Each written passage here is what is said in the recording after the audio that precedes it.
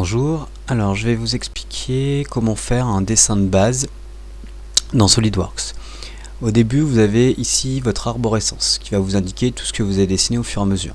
Ça sert à rien de dessiner des formes compliquées, il suffit d'en associer plusieurs pour avoir une forme plus compliquée à la fin. Donc au début, vous définissez la surface que vous voulez utiliser. Donc plan de droite, dessus, de face, celui que vous voulez. Vous le sélectionnez. Et après vous allez utiliser ici les barres d'outils, donc vous avez plusieurs barres d'outils. Donc pour dessiner, c'est les esquisses.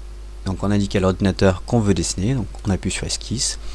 Et là, il n'y a rien qu'à changer, sauf la petite icône qui est apparue à droite ici, qui vous indique que vous êtes dans une esquisse. Donc vous pouvez dessiner. Donc on va faire une forme de base, on va faire un rectangle. Pensez à dessiner toujours à partir de l'origine. Ici, les petites flèches rouges. Donc le premier dessin que vous faites, vous prenez toujours l'origine. Donc on sélectionne un point, on se déplace. On appuie sur échappe si on veut sortir. Donc ici l'ordinateur, vous avez une partie noire, donc c'est-à-dire qu'il sait déjà qu'il est référencé par rapport à l'origine, et ces parties-là sont bleues parce qu'il ne connaît pas les dimensions.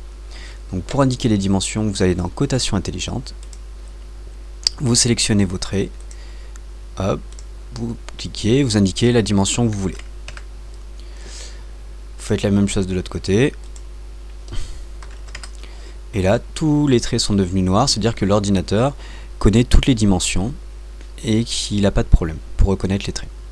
Donc quand vous avez fini, vous pouvez soit sortir l'esquisse, ce que je vais faire, soit aller directement dans fonction pour en fait donner du volume à ce dessin que vous avez fait. Donc là, vous n'avez pas trop de solutions, donc vous allez prendre la solution de base qui est le fait de déplacer la matière, donc une base. Et là, il vous indique que par défaut, il veut se déplacer de 10 mm. Si vous voulez changer la valeur, vous sélectionnez et vous indiquez la valeur que vous voulez. Je vais prendre 50 mm. Et après, hop, vous validez. Là, vous avez un volume de départ. Ce volume, vous pouvez le modifier comme vous voulez. Donc, vous pouvez recréer un volume. Par exemple, on va créer un volume sur le côté ici. Donc, ou de ce côté, à vous de voir. Donc si je veux créer ici quelque chose qui dépasse, je vais sélectionner la surface qui est là et je vais me mettre dans le plan. Donc je vais ici indiquer que je veux tourner ma pièce pour bien voir plus facilement. Et maintenant je veux dessiner, donc je vais indiquer à l'ordinateur que je veux aller dans esquisse. Donc je me déplace, esquisse, je sélectionne, je vérifie bien que j'ai mon icône qui est apparue, je dessine la forme que je veux. Donc là je vais faire une ellipse. Ici, on a un petit symbole qui apparaît, c'est-à-dire que c'est le point milieu de la ligne. Je le sélectionne, je descends, je prends une extrémité, donc là c'est un petit point rouge qui m'indique que j'ai une extrémité. Hop, je déplace mon ellipse comme je veux. Voilà.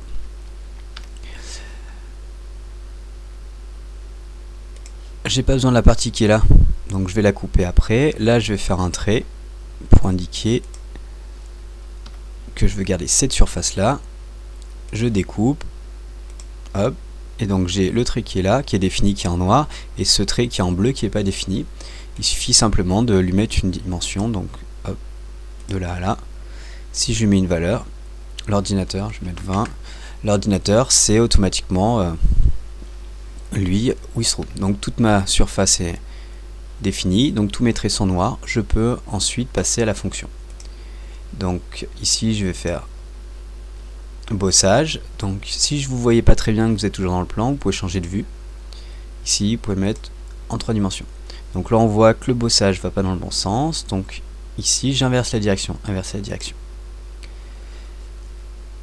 La dimension de 50 me convient. Si vous voulez que ça fasse toute la pièce, vous mettez à travers tout, ça s'arrêtera automatiquement quand il ne rencontre plus de matière.